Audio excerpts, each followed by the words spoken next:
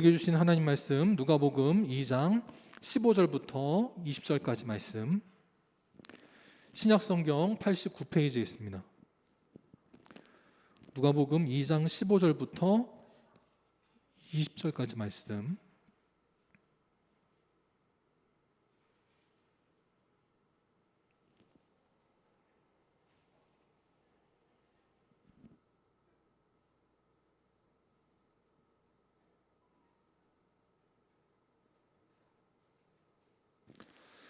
누가복음 2장 15절부터 20절까지 말씀 함께 한 절씩 기록하겠습니다. 천사들이 떠나 하늘로 올라가니 목자가 서로 말하되 이제 베들레헴으로 가서 주께서 우리에게 알리신 바 이 이루어진 일을 보자 하고,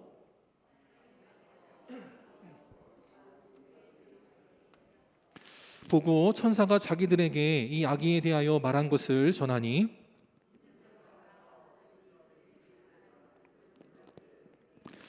마리아는 이 모든 말을 마음에 새기어 생각하니라.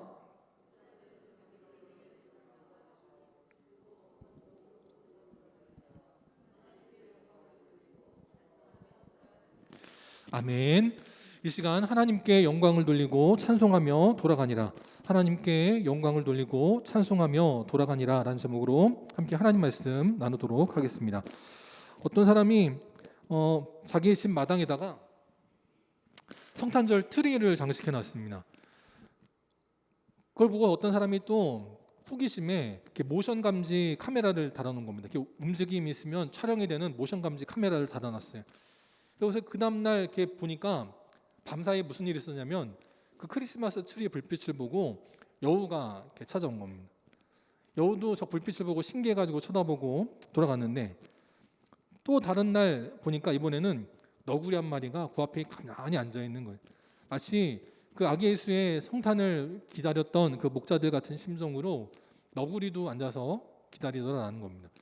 오늘 이 성탄절 아침 사랑하는 주님 앞에 나와서 예배드린 우리 사는 성도들도 마치 저 너구리처럼 트리에 저 별을 바라보는 것처럼 우리도 주님 바라볼 때 인생의 모든 어려움들을 이겨나가고 하나님께 쓰임받는 복된 믿음의 성도들 다 될 수 있기를 주님의 이름으로 축원합니다. 이 시간 옆 사람과 인사하겠습니다. 메리 크리스마스. 예, 감사합니다. 지난 수요일에도 이제 오늘 성탄절 예배로 대신한다고 해서 이제 수요예배를 안 드렸었는데 혹시나 싶어가지고 한번 내려가 봤거든요. 내려갔더니 오신 분이 계셨어요. 그것도 두 가정이 계셨습니다. 아마 서로 만나셨기 때문에 제가 뭐 누구라고 말씀 안 드려도 다 아실 텐데, 오신 걸 보니까 이렇게 두 가지 감정이 교차되는데, 한 가지 감정은 헛걸음하셔서 어떡하나 이렇게 죄송한 마음 한 가지 있고요. 또 한 가지 마음은 그래도 예배의 시간이 됐다고 오신 게 감사하더라고요. 보면 그래도 안 드리니까 안 가도 되겠지 보다는 안 드려도 혹시나 싶으니까 가봐야지 하고 오는 게 그래도 목사로서는 이렇게 마음이 기쁘더라고요. 참 이 습관이라는 게 참 대단한 것 같습니다. 그래서 사실 오늘 그래서 25일 이 예배가 있다고 문자를 드릴까 말까 하다가 그냥 말았었는데, 또 알아서 이렇게 다 와주셔서 진심으로 감사드리고, 그렇게 우리가 하나님께 예배 드릴 때 우리의 그 마음과 그 정성을 하나님께서 귀하게 부어주실 줄 믿습니다. 요즘 TV 예능 프로 가운데 남자들이 자연으로 가는 프로들을 많이 합니다. 그 자연인 뭐 이런 거, 나는 자연이다 뭐 그런 프로가 있는데, 그 비슷한 프로를 MBC에서도 진행을 하더라고요. 거기 보니까 이제 뭐 여러 이제 어떤 그 연예인들이 나와가지고 어떤 섬에 가가지고 거기서 뭐 1박 2일 그렇게 지내는 것들을 촬영해서 이제 방송하는 그런 예능 프로들이 있습니다. 이런 예능 프로들이 생기는 이유가 뭐냐에 대해서 김창욱이라고 하는 그 강연가가 설명을 한 적이 있거든요. 그 자연으로 가는 프로에 남자들은 있는데 여자들은 없다는 거예요. 또 어떤 예능에 보니까 이제 뭐 이렇게 독립해가지고 하는 무슨 해방촌인가 뭐 그런 건 있지만 그거는 좋은 시설에 공간에서 지내는 거니까 그거는 빼고, 험난한 자연 속으로 들어가가지고 생활하는 예능 프로에 여자는 안 나온다는 겁니다. 그럼 남자들이 왜 자꾸 힘든 산 속으로 아무것도 없는 그런 무인도로 왜 가느냐? 가정에서 제대로 대접받지 못하기 때문이다, 그런 얘기를 하는 거예요. 그러면서 한편으로는 참 그렇겠구나 싶더라는 겁니다. 여기도 보면 안정환이 한 무인도에 자기가 이장이 돼가지고 살아가는 이제 그런 예능 프로인데, 거기에 대해서 할 때 섬에 가면 먹을 수 있는 거 있잖아요. 양식으로 먹는 것하고 자연산으로 먹는 게 맛이 다르잖아요. 그래가지고 그 프로에 나가면 사람들이 신선한 생선 이거 아니면 멍게 이걸 그렇게 좋아한다는 거예요. 안정환이 있을 때 안정환이 있는 곳으로 어떤 손님이 찾아오는데 그 손님의 특징은 뭐였냐면 신선한 생선을 좋아하는 손님이었다는 겁니다. 맨날 뭐 하면은 신선한 생선 없냐고 맨날 그 얘기를 하는 거예요. 참 재밌다 싶었는데, 그 손님이 오니까 안정환하고 현접하고 열심히 생선을 준비하는 겁니다.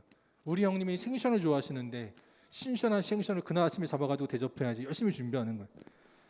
그런데 정작 그 신선한 생선을 좋아했던 손님은 뭘 보고 오냐면 멍게를 바라보고 오는 겁니다. 아, 내가 거기 가면 지난번 방송에 보니까 멍게가 그렇게 맛있다던데 오늘도 멍게를 먹을 수 있겠지? 하고 가는 거예요. 근데 섬의 주인인 안정환하고 현접은 뭘 준비했냐면 생선을 준비한 겁니다. 이게 난리가 난 거죠. 그래가지고 또 저 최용수 씨가 그렇게 투덜투덜 불평을 하면서 얘기를 하는 거예요. 나는 멍게를 먹고 싶어서 왔는데 왜 생선을 준비했냐 이걸 하는 거죠. 그래서 결국은 안정환하고 현접하고 다시 바다로 가가지고 멍게를 땄습니다. 멍게를 딱 드렸더니 너무 맛있다 좋아하시더라는 거예요. 아까 그 너구리, 여우 걔네들도 불빛을 보고 찾아올 때는 뭘 보고 찾아왔을 거냐면 혹시 먹을 게 없을까 하고 왔을 거라는 거예요. 근데 먹을 건 없고 이상한 전등하고 이상한 선물 보따리 같은 것만 있다라는 겁니다. 자기가 원하는 걸 얻지 못하고 돌아가는 겁니다. 오늘 최용수 씨도 저 섬에 찾아갈 때 신선한 멍게를 먹을 줄 알았는데 생선만 가득하니까 실망을 했던. 그런데 주인이 있으니까 주인이 멍게를 원하십니까? 그럼 멍게를 신선하게 따가지고 멍게로 대접을 하는 거예요. 오늘 우리도 우리 교회에 주님이 계셔야 됩니다. 그러면 빈 교회에서는 내가 원하는 걸 얻을 수 없지만 우리 주님이 있는 교회에서는 내가 생각할 게 없을지라도 우리 주님께서 가장 좋은 것을 준비하여 주셔서 저 최용수 씨가 얼마나 좋아하는지 아마 저 방송 보신 분들은 다 알 텐데 그렇게 기쁜 일들이 우리 영광교회 모든 성도들에게도 임하게 될 줄 믿습니다. 오늘 우리 하나님께서 그러한 기쁨을 주시고자 우리에게 성탄절을 허락하신 겁니다. 괜히 쓸데없이 남녀들 모여가지고 그냥 그러라고 성탄절 주신 게 아니에요. 괜히 사람들 술 마시고 뭐하라고 성탄절을 주신 게 아닙니다. 우리에게 참된 기쁨, 최고의 선물을 주시기 위해서 우리에게 성탄절을 허락하여 주셨다라는 거예요. 어떤 분들은 나는 성탄절을 못 믿겠어. 어떻게 처녀한테서 아기가 태어나고 어떻게 남자의 정자가 아닌 성령으로 임신할 수 있느냐? 나는 그거 못 믿겠어. 그런 사람들도 있습니다. 근데 그런 사람들은요, 뭘 몰라도 한참을 모르는 거예요. 왜냐하면 역사적으로도 그렇고요. 우리가 달력을 표기할 때 지금은 굳이 앞에 붙이지 않고 있지만 2021년도 앞에는 뭘 붙여야 되냐면 AD를 붙여야 됩니다. AD 0년 이전의 과거는요 뭐라고 표기되냐면 BC를 붙여야 되는 거예요. BC는 영어로 Before Christ입니다. 예수님 모시기 전에 이 모든 일들은 BC로 기록이 되는 거예요. 예수님 오신 그 해부터 AD 1년, 현재는 AD 2021년, 내년에는 AD 2022년이 되는 겁니다. 그럼 AD는 뭐냐면 안노 도미니, 주의 날, 주의 해라는 뜻이라는 거예요. 주님의 그날, 성탄하신 그날 이후부터 1년, 2년, 3년, 4년이 지나가더라라는 겁니다.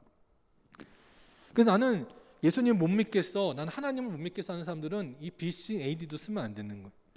로마에서 아무 이유 없이 BC, AD를 나눈 게 아니라는 겁니다. 지금까지도 세계의 모든 나라들이 그 AD를 괜히 지키는 게 아니에요. 우리는 과거에 뭘 지켰습니까? 단군력이라는 걸 지켰잖아요. 근데 이 단군력은요 우리나라에서만 지키지 세계 어느 나라에서도 지키지 않아요. 왜냐하면 단군의 그 전설을 믿지 않기 때문입니다. 온 세계가 AD, BC를 나누는 이유는 그것이 역사적인 사실이었다라고 하기 때문에 그걸 지금까지도 모두가 지키고 있다는 거예요. 우린 그래서 무엇을 보느냐가 중요합니다. 자꾸 불신의 것만을 보면 그 인생은요 모든 걸 의심하게 됩니다. 근데 믿음으로 보기 시작하면 그 인생은요 하나님의 은혜를 볼 수 있어요. 누가복음 18장에도 보니까 예수님께서 그 여리고에 있는 한 소경, 다른 성경에서는 바디메오를 만나셨을 때 내가 너에게 무엇을 하여 주기를 원하느냐라고 물으셨을 때 그 바디메오는 뭐라고 답을 했냐? 남들이 저를 무시 못하도록 100억 원을 달라. 아니면 남들이 나를 무시 못하도록 대단한 권력을 달라. 아니면 스티비 원더처럼 아름다운 노래의 실력을 주어서 내가 이걸로 명성을 얻고 인기를 얻고 돈을 얻게 달라. 그런 걸 구하지 않았습니다. 바디메오는 딱 한 가지 무엇을 구했냐면 보기를 원하나이다 라고 구했다는 거예요. 우리도 무엇을 보느냐가 중요한데 하나님께서도 마찬가지입니다. 우리가 출애굽기 3장에서 보았던 것처럼 하나님께서 누구를 보셨냐면 당신의 그 불꽃을 보기 위해 가던 길을 돌이켜서 돌아오는 모세를 보셨다라는 거예요. 이건 성경에 없는 말이지만 그 호렙산에 떨기나무에 불이 붙어 있을 때 그 불을 누구나 볼 수 있었습니다. 그 시간에 그 동네를 지나갔던 사람들이라면 누구나 볼 수 있었어요. 근데 돌이켜 돌아오는 사람과 그냥 그런 일이 있네 하고 지나치는 사람의 차이라는 겁니다. 예배의 시간도 마찬가지고요. 모든 것도 마찬가지. 우리가 무엇을 보느냐가 중요하다는 겁니다. 우리가 하나님의 은혜를 보고 하나님의 역사하심을 보고 돌이켜 올 때에 하나님께서도 그러한 여러분들을 주목하여 보시고 그러한 여러분들을 택하여 주시고 하나님의 귀한 역사들을 허락하여 주실 줄 믿습니다. 그때 성찬에 귀한 것을 보았던 사람 두 부류가 있습니다. 첫 번째는 누가 있냐? 동방 박사들이 있었습니다. 이방 땅이었습니다. 유대인들이 개같이 여기는 사람들이었지만 그들은 예수님의 탄생을 보기 위해서 아라비아에서부터 몇 달간을 걸쳐가지고 먼 길을 돌아 베들레헴까지 찾아왔습니다. 또 두 번째 부류는 누가 있느냐? 이스라엘 사람들이 유대인 중에서 가장 비천하게 여겼던 목자들이 있었다는 거예요. 사람들과 어울리지 못하고 짐승들과 어울리면서 살아가는 불쌍한 존재들, 가장 힘없고 가장 연약한 존재들, 그들이 목자였다는 겁니다. 그런데 그들은 남들에게 개 같은 취급을 당해도 그들은 주님만 바라보았고 결국은 그래서 아기 예수의 성탄을 볼 수 있는 놀라운 감동과 감격의 주인공들이 될 수 있었다는 거예요. 그럼 특별히 오늘은 목자를 함께 살펴보겠습니다. 목자를 통해서 우리는 그러면 어떻게 하는 인생이 돼야 되느냐 함께 세 가지를 살펴보도록 하겠습니다. 첫 번째, 우리는 어떠한 인생이 돼야 되냐면 하늘의 소리를 듣고 그 말씀에 순종하는 자들이 돼야 된다는 겁니다. 두 가지만 살펴볼 텐데 먼저 8절에 보니까 목자들이 밤에 밖에서 양떼를 지키고 있었다라고 말씀을 합니다. 하나님은 누구를 주목하시냐면 날씨와 환경에 상관없이 자기 자리를 지키는 사람들을 귀하게 보신다는 겁니다. 날씨가 춥다고 에이 오늘은 말자 하지 않는 인생, 오늘은 몸이 안 좋으니까 말자 하지 않는 인생, 날이 굳어도 날이 추워도 항상 그 자리를 지키는 사람. 목자들이 오늘은 날씨도 춥고 오늘은 힘드니까 오늘은 그냥 집으로 돌아가자 했으면 그들은 천사의 소리를 듣지 못했을 겁니다. 날씨가 추워도 그 자리를 지킬 때 하나님께서는 바로 그 소외됐다고 생각하는 사람, 가장 힘이 없다고 생각하는 사람, 그들에게 찾아오시어 하나님의 귀한 말씀을 들려주셨다는 거예요. 무슨 소리를 듣냐면 11절 12절에 보니까 너희를 위하여 구주가 나셨으니 곧 그리스도 주시라 라고 하는 놀라운 생명의 말씀을 듣게 됐습니다. 그리고 너희가 가면 무엇을 보느냐? 구유에 누워있는 아기를 보리니 이것이 너희에게 표적이다 라고 말씀하신 거예요. 아기가 태어날 때 아기를 말구유에 놓이는 사람은 아무도 없습니다. 요즘은 말구유가 없지만 저 어렸을 때 시골에 가보면 외양간에 가보면 소가 먹는 구유가 있었거든요. 또 돼지가 먹는 밥통이 따로 또 있었습니다. 거기에 보면 깨끗하지가 않아요. 아무리 소가 핥아 먹어도 깨끗하지가 않습니다. 거기에 그 갓난아기를 놓는다는 건 말도 안 되는 일이에요. 그런데 요셉과 마리아는 아기가 태어났을 때 그 갓난아기를 말구유에 누웠다는 겁니다.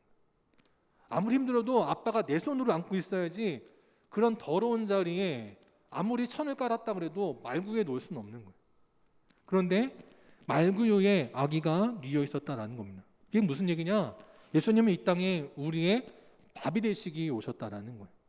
우리에게 생명의 떡을 주기 위해 오셨다라는 것입니다. 이것이 바로 하나님의 표적이었다라는 거예요. 천사가 그러한 말을 남기고 하늘로 올라갑니다. 그럴 때 목자들은요, 우리가 잠깐 피곤해가지고 헛것을 보았나 봐, 그럴 수 있거든요. 저도 예전에 군대 갔다 오고 나서 복학하기 전에 새벽에 신문을 돌린 적이 있습니다. 신문을 돌릴 때 저는 신문이 별거 아닌 줄 알았더니 3시부터 돌리더라고요. 그래가지고 2시 반에 일어나가지고 가가지고 신문을 받아가지고 배달하는 동네까지 가가지고 3시부터 신문을 돌리는데 어떤 때는 6시 넘어서까지 돌릴 때가 있습니다. 근데 그렇게 한 달 넘게 하다 보니까 나중에는 헛게 보이더라고요. 그래가지고는 이제 이렇게 아파트 복도식인데 복도식 저쪽에 웬 여자가 이렇게 있는 거예요. 깜짝 놀래가지고 다시 보니까 헛것이었습니다. 저 멀쩡한 그 군대 갔다 오고 나서 가장 혈기왕성한 그때 한 달 동안 2시 반에 일어났다고 헛게 보이는 것, 그럴 때 있거든요. 천사들도 야, 우리가 개꿈을 꿨나 봐, 그럴 수 있는데 그들은 그러지 않았어요. 그들은 자기들이 들은 소리를 믿고 베들레헴으로 갑니다. 그럼 양떼는 어떻게 하죠? 우리는 그냥 갔다 올 수 있는데 목자들은 양떼가 있어요. 그 양떼들은 어떻게 해요? 양떼들을 데리고 가는 것도 힘든 일이고 놔두고 가는 거는 더 큰 일입니다. 근데 목자들은 수고를 아끼지 않고 베들레헴으로 갑니다. 그게 대단한 거예요. 그들이 베들레헴으로 갔던 이유는 뭐냐? 주께서 이루신 일들을 보자라고 하는 한 가지 일념만을 가지고 갔다라는 겁니다. 그들은요, 갈 때 야, 내일 가자 하지 않습니다. 천사들이 떠난 바로 그 순간, 지금, 이제는 지금입니다. 지금 가자라는 거예요. 그리고 갈 때 갈까 말까 망설이지 않고요, 16절에 보니까 빨리 갔다라고 말씀하고 있습니다.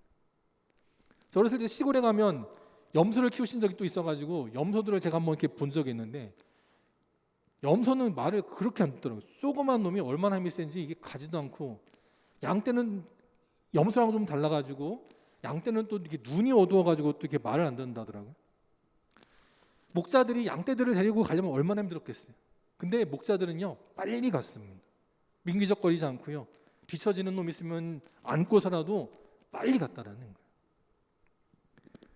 그리고 어떻게 하느냐, 17절에 그 요셉과 마리아와 말구유에 누인 아기를 보자마자 어떻게 하냐면 천사가 자기들에게 알려준 것을 전했다라는 것입니다. 마리아는 이미 한번 천사로부터 수태고지를 받은 적이 있습니다. 내가 아직 남자랑 자본 적도 없지만 내가 임신하고 아기를 낳을 것이고 그 아이는 임마누엘, 하나님의 아들이다 라고 하는 하나님의 수태고지를 받은 적이 있어요. 하지만 요셉은 그런 적이 없습니다. 그런데 요셉도 물론 들을 말씀이 있긴 하지만 다시 한 번 더 제3자를 통해 확인하여 주셨다는 거예요. 오늘 우리가 하나님 말씀에 순종하게 될 때 누군가가 긴가민가하는 그 순간, 믿음이 약해지려던 그 순간, 불신의 세계로 빠지려 하던 그 순간, 우리를 통해서 하나님의 말씀을 통하여 다시 한 번 더 확신을 얻게 되고 믿음의 사람으로 바로 서게 되는 귀한 역사가 나타나게 될 줄 믿습니다. 오늘 우리도 하나님 말씀에 순종하여 지금 즉시 순종하는 그런 믿음의 순종과 자세가 필요하다는 것입니다. 항상 하나님 앞에 쓰임받은 사람들은 어떤 사람들이 쓰임받았냐면 아브라함도 그러했습니다. 아브라함이 100세 때에 아들 이삭을 얻었습니다. 얼마나 이쁘겠어요. 저도 늦둥이 보니까 이쁘더라고요.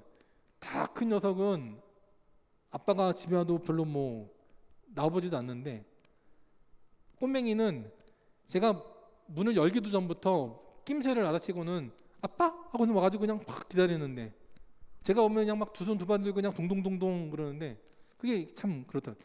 요즘에는 늦둥이가 이쁘구나 그런지 알겠더라고요. 근데 40 중반에 저도 그런데 100세에 낳은 아브라함은 그 아들이 얼마나 이뻤을까요? 근데 하나님께서 그 아브라함에게 너희 아들 이삭을 제물로 바쳐라 라고 말씀하십니다. 근데 아브라함은 핑계대지 않고 늦장 부리지 않고, 내가 오늘 일어나려고 했는데 너무 허리가 아파가지고, 너무 무릎이 아파가지고, 100세니까 얼마든지 핑계댈 수 있잖아요. 근데 아브라함은 아침에 일찍 일어나서 나갑니다. 그리고 그냥 가지 않고 이삭을 데리고 심지어는 그 이삭을 제물로 드리는데 쓸 나무를 가서 구하지 않고 미리 쪼개가지고 그걸 챙겨가지고 갔다라는 거예요. 여러분, 만약에 여러분 자녀를 만약에 하나님께서 제물로 드려라 라고 했을 때 여러분, 그러면 그 제물에 쓸 나무를 쪼갤 때 그 심정은 오죽했겠습니까?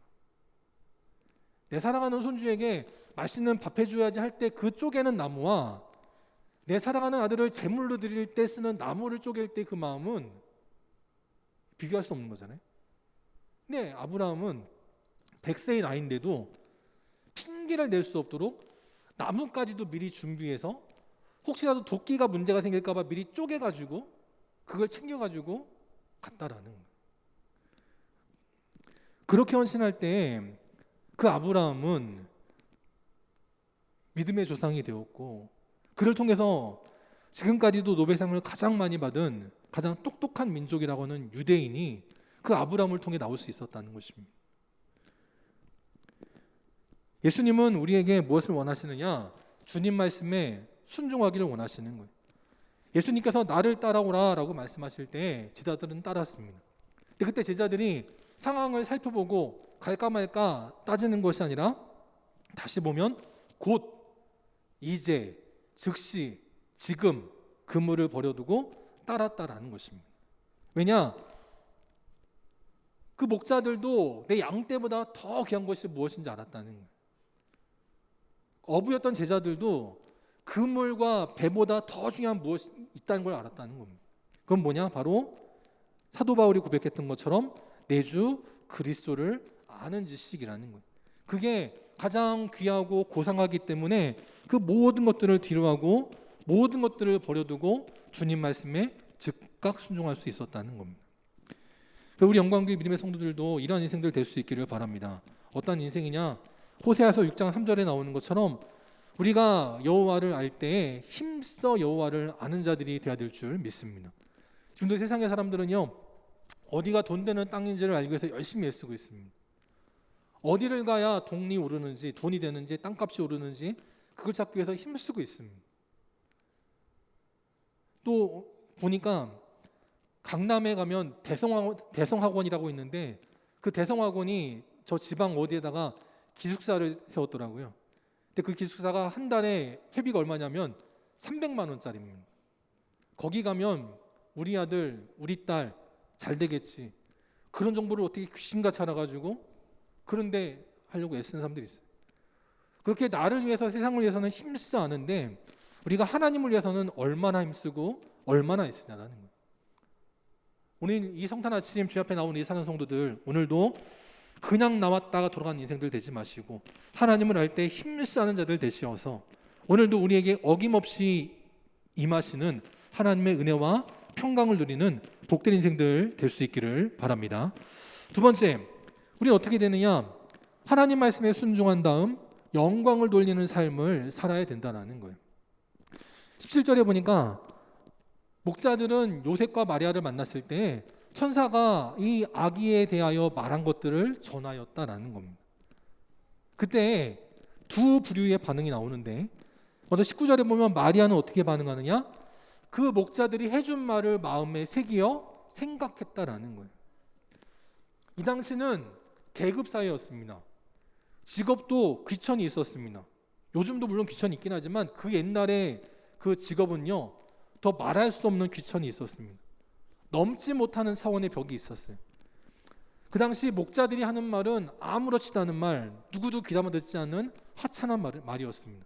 근데 마리아는 그 하찮은 목자들의 말에 귀를 기울이고 그걸 마음에 새겨 담았다라는 거예요. 근데 반대로 어떤 부류가 있었냐? 18절에 보니까 듣고 놀라긴 하지만 거기에 대해서 더 이상 반응하지 않는 또 다른 무리들이 있었습니다. 천사가 이렇게 말씀하셨어요. 그래서 우리가 여기 왔더니 진짜 여기에 말구에 아기가 누워 있었어요 라고 말할 때 듣는 사람들이 있었습니다. 근데 그들은 놀라기만 했지 그들은 더 이상 반응이 없어요.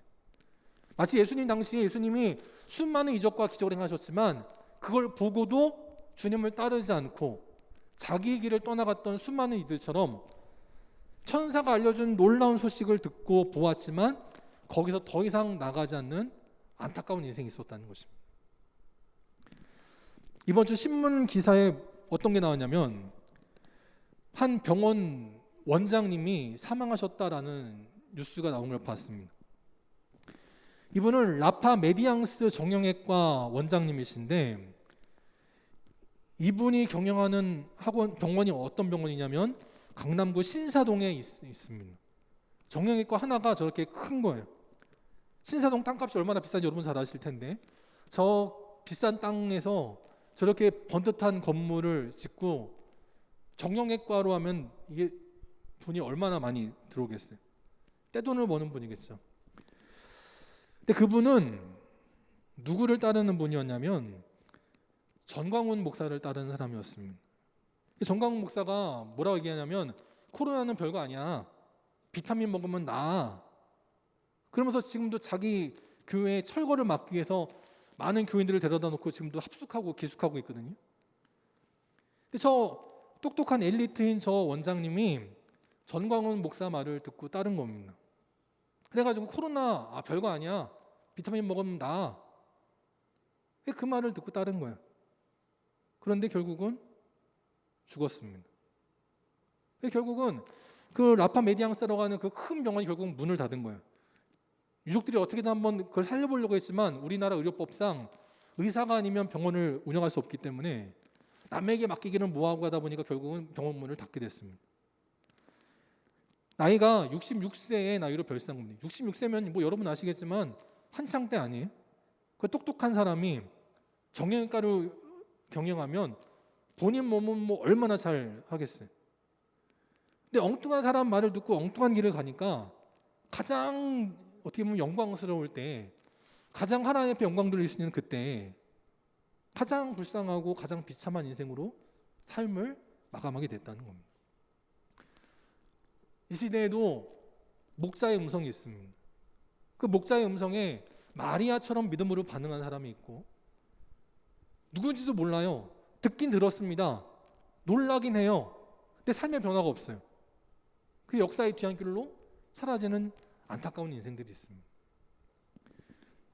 자, 우리 영광교회 성도들이 저 김용욱이라고 하는 원장님처럼 아니면 오늘 성경에 나왔던 어떤 듣는 자들처럼 하나님의 은혜와 기적과 놀라운 역사들은 보지만 거기서 끝나고 아니면 엉뚱한 사람의 말을 듣고 엉뚱한 길로 가다가 무너지는 인생이 아니라 오늘 우리에게 주시는 성령님의 음성을 듣고 성경을 통해 주시는 하나님의 말씀을 듣고 하나님과 동행하여 하나님의 일들을 이뤄나갈 수 있는 귀한 인생들이 될 수 있기를 바랍니다. 그때 오늘 목사들은 놀라운 경험을 했습니다. 자기들이 밤중에 천사들의 고지를 받고 와봤더니 진짜 이런 일들이 있었네. 천사들이 왜 왕과 귀족과 수많은 학자들과 박사들을 놔두고 왜 우리같이 불쌍한 존재들에게 찾아오셔서 말씀해 주셨을까?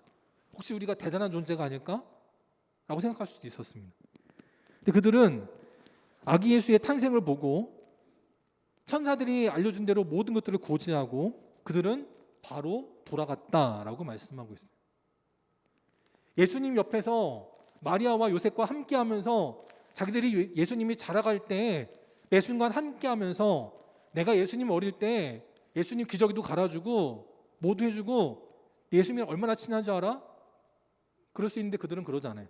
그들은 자기들의 사명을 다하고 돌아가게 됩니다. 비선실세라는 말이 있죠. 비선실세. 어떤 권력자의 뒤에 숨어서 비밀리에 모든 것을 움직이는 사람을 비선실세라고 말합니다. 저에게 비선실세가 있다면 누가 비선실세일까요? 저희 집사람이나 저희 애들이 비선실세겠죠.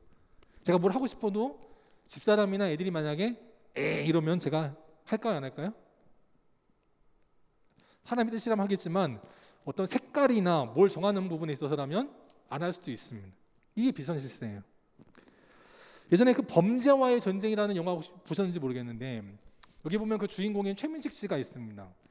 이 양반이 출세를 위해 가지고 온갖 나쁜 짓을 조금도 서슴지 않고 다 하는데 한 번은 결국은 범죄미가 잡혀가지고 경찰서로 끌려옵니다.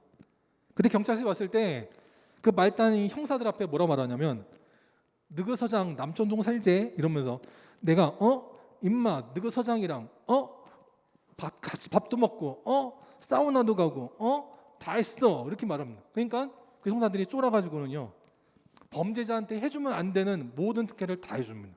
결국은 풀려나요. 내가 서장이랑 밥 먹고 사우나하고 그것만 해도요 내가 서장이랑 엄청난 관계가 있는 사람이야. 너 나한테 함부로 하면 안 돼. 이게 세상이거든요. 목자들도 그럴 수 있었습니다. 우리도 보면 어떤 대단한 사람이 있으면 그 대단한 사람 주변에 꼭 그런 사람 있잖아요. 내가 그 사람 어릴 때부터 다 봤는데 내가 저 사람이 얼마나 친한데 우리 다 알잖아요. 목자들도 그럴 수 있었어요. 목자들은 예수님의 태어나신 것부터 봤습니다. 그것도 그냥 우연찮게 본 것이 아니라 천사가 알려줘서 봤어요.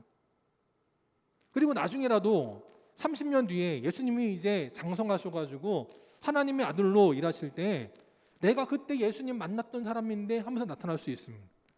신분을 과시할 수 있고요. 그걸 통해서 호가호위할 수 있어요. 근데 그 목자들은 그러지 않습니다. 그들은 어떻게 하느냐? 하나님께 영광을 돌리고 찬송하며 돌아갔다라고 말씀을 하고 있어요. 우리 영광교회도 우리 모든 믿음의 성도들도 이러한 인생 될 수 있기를 바랍니다. 혹시라도 우리 교회가 큰 교회가 됐을 때 내가 이 교회를 위해서 뭘 했고 하는 자들 되는 것이 아니라 교회를 부흥케 하는 것은 하나님이고요. 우리는 그저 하나님 앞에 믿음으로 심을 뿐입니다. 우리가 혹시라도 착각하고 교만해서 엉뚱한 짓 하는 자가 아니라 늘 주님 앞에 낮은 자세로 헌신하고 섬기고 수고하는 겨우도 복된 모든 성도들 될 수 있기를 바랍니다. 그 영광이란 뭐냐? 작은 것을 크게 보는 거예요. 오늘 사실 우리가 이렇게 살아가는 것도 하나님의 은혜입니다. 지금 네덜란드는 락다운 들어갔고요. 프랑스는 하루에 10만 명의 코로나 확진자들이 나오고 있습니다. 미국은 하루에 학교에서 1,000명의 확진자들이 나오고 있대요. 그런 면에 있어서 우리나라는 확진자가 늘긴 했지만 그래도 7,000명 넘었던 확진자들이 이제 꺾여서 5,000명, 6,000명 미만으로 점점 떨어지고 있습니다. 오늘 그래서 우리는 이렇게 모일 수 있는 거예요. 이 모든 것들이 하나님의 은혜라고 생각합니다. 그래서 저는 하나님 앞에 감사드려요. 이렇게 이 자리에 설 수 있는 거 매일 했던 거지만 근데 그 작은 거 하나를 크게 보는 것 이게 바로 영광이라는 거예요. 작은 것을 크게 보는 것 이게 영광입니다. 아유 어제나 오늘이나 똑같네. 오늘이나 내일이나 똑같겠지. 그거 살아가는 것이 아닙니다.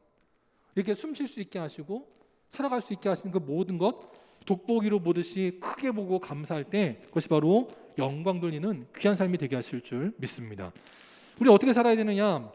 이사야서 43장 21절에 보니까 이 백성은 내가 나를 위하여 지었나니 나를 찬송하게 하려 함이니라 라고 말씀을 하고 있어요. 우리는 그래서 어렵고 힘들 때 불평하고 원망하는 자들이 아니라 감사하고 믿음으로 나간 자들이 되어야 될 줄 믿습니다. 저희 막내딸이 TV가 보고 싶을 때 있어요. 그럼 크게 두 가지로 반응을 합니다. 한 가지는요, 우는 방법이 있어요. TV 보여달라고 막 울고 떼를 쓰는 경우가 있습니다. 그러면 잘 안 틀어줘요. 제가 급하게 나가야 되거나 그럴 때 아니면 안 틀어줍니다. 근데 반대로 보고 싶을 때 이렇게 웃음을 살살 지으면서 이렇게 응? 이렇게 하면서 이렇게 갈 때 있어요. 그럼 틀어줄까요? 안 틀어줄까요? 기쁜 마음으로 틀어줍니다. 떼쓰고 그러면 안 돼, 버릇 나빠져.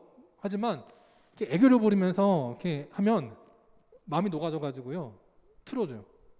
틀어주면 되냐 안 되냐 이건 뭐 나중 문제고 그냥 그 애교의 눈이 그냥 마음이 그냥 싹 녹아버리니까 틀어주게 되는 거예요.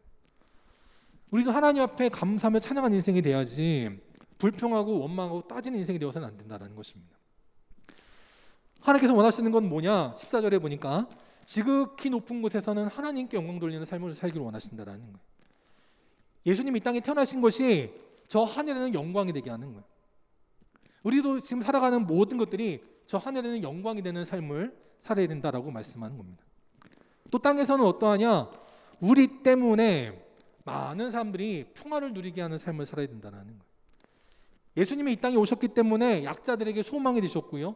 죄로 인해 주가 될 인생들이 구원받게 됐습니다. 우리 영광교회도 그러한 삶을 살아야 된다는 거예요. 제가 신학교에 가면 신학교에 갔을 때 이제 자기소개들을 하잖아요. 만나면 너 어디서 왔니? 이런 얘기들을 하는데 인천에서 온 어떤 친구가 이렇게 소개를 한 적이 있거든요. 너 어디 살아? 그랬더니 답하기를 나 주안에 살아 그런 거예요. 그래서 제가 뭐라고 했냐면 야 당연히 주안에 살지. 근데 너 어느 동네에서 왔냐 그랬더니 또 나 주안에 산다니까 그런 말을 하는 거예요. 알고 봤더니 동네 이름이 주안입니다. 저는 인천에 가본 적이 없으니까 몰랐는데 주안이라는 동네가 있더라고요. 근데 그 주안은 전혀 그 우리가 생각하는 주님의 안 그와는 상관이 없는 그냥 동네 이름이 주안입니다.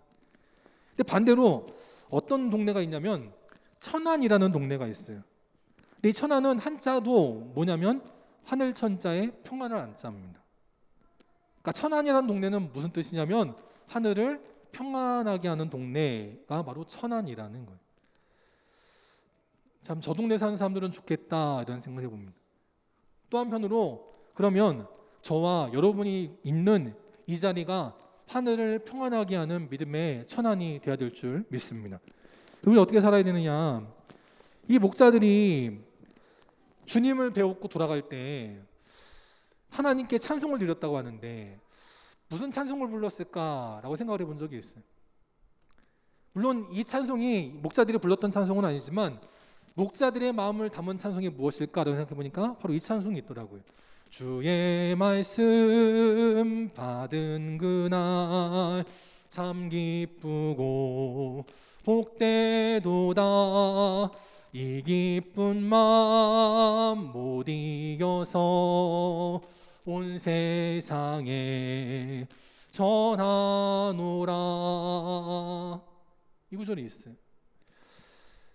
이 기쁜 마음을 못 이기는 거예요. 목자들은 예수님이 태어나셨다는 그 기쁜 소식을 왕이나 권력자나 돈 많은 부자들이 아닌 목자들인 자기들에게 알려주셨다는 것이 너무나 기뻤을 거예요. 우리는 세상의 모든 흐름들을 권력자들부터 먼저 알지 우리부터 알지 못하잖아요. 예전에 저축은행들 무너질 때 몇억 몇십억 투자했던 사람들은 다 알고 돈을 뺐습니다. 시골에서 한 푼 두 푼 모아가지고 시장에서 모아가지고 입금했던 서민들은요 정보를 몰라가지고 돈을 못 빼가지고 그 돈이 다 묶여버렸어요. 얼마나 고생했는지 몰라요. 세상은 그렇게 말합니다. 근데 우리 하나님은 그 당시의 왕, 돈 많은 부자 그들에게 이 기쁜 소식을 전하는 것이 아니라 목자들에게 전해주셨다는 거예요. 우리 영광교회 믿음의 성도들에게도 이 하나님의 놀라운 기쁨의 소식이 전해준 줄 믿습니다. 우리는 그래서 이 땅 가운데 살아갈 때 이 목자들처럼 이 기쁜 마음을 주체하지 못하여서 어린아이처럼 방방 뜨는 인생, 그 기쁨을 널리 전하는 인생, 그래서 온 세상에 하나님의 귀한 복된 소식을 전할 수 있는 그런 귀한 믿음의 사명자들이 다 되는 믿음의 목자 같은 복된 삶을 살아갈 수 있기를 주님의 이름으로 축원합니다. 이 시간 찬송 122장 함께 일어나셔서 찬송하시고 축도로 예배 마치겠습니다. 찬송 122장 함께 찬양합니다.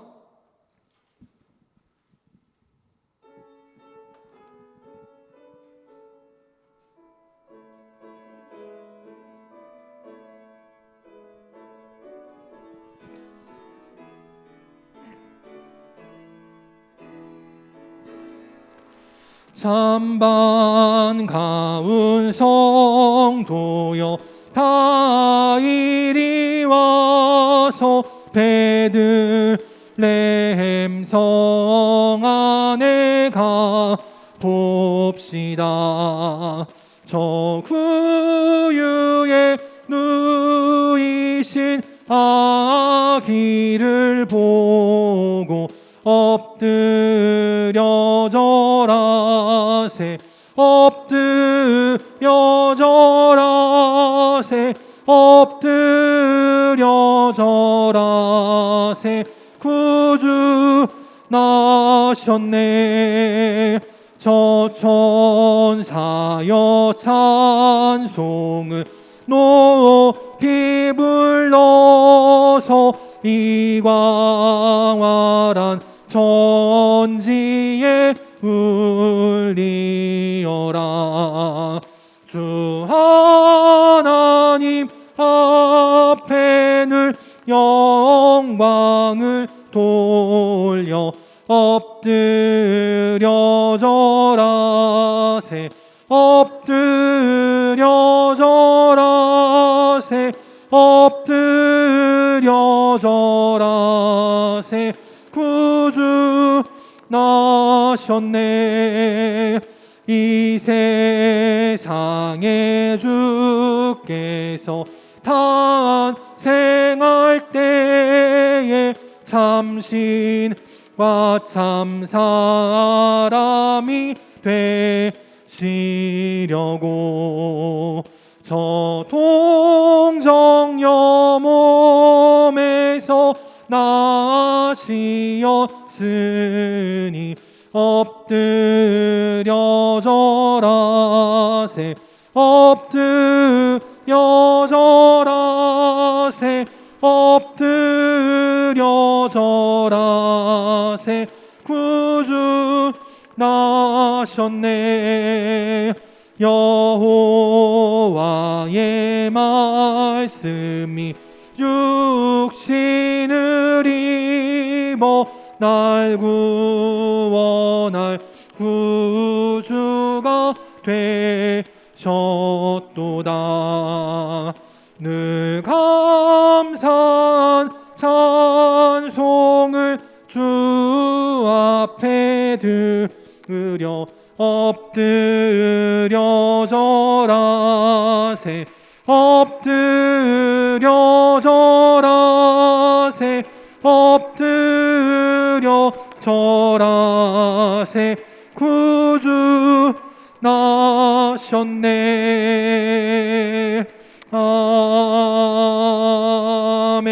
아멘. 기도하겠습니다. 지금은 우리 주 예수 그리스도의 은혜와 하나님 아버지의 끝이 없는 사랑하심과 성령님의 함께 하시고 교통하시고 위로 인도하심이 한밤중에 아무리 춥다 할지라도 자기의 본분을 다하여 양떼들을 지키던 목자였을 때 주님께서 말씀하여 주시고 그 천사의 소리에 믿음으로 반응하여 믿음으로 나아갔을 때 아기 예수의 탄생의 놀라운 현장을 목격했던 그 감격, 그 기쁜 마음 온 세상에 널리 전하기를 원했던 그 목자처럼 오늘도 이 땅에 하나님의 놀라운 복음의 빛을 전하고 성탄의 기쁜 소식을 전하여 많은 영혼들을 구원하고 많은 영혼들을 하나님께로 인도하기를 원하는 우리 모든 영광의 성도들 머리 위에 또 그 가정과 직장과 사랑하는 주의 자녀들 머리 위에 또 나라를 지키는 국군장병들 위에 또 방역에 힘쓰고 있는 모든 의료진들과 모든 공무원들 위에 또 이제 병원에 입원하시어 수술을 받고 건강한 모습으로 태어나여 돌아오게 될 우리 이필수 장로님 위에 또 시험의 결과들을 기다리는 자녀들 또 시험을 위해서 열심히 준비하는 자녀들 모두 위에 이제부터 영원토록 함께 계시기를 간절히 축원하옵나이다. 아멘.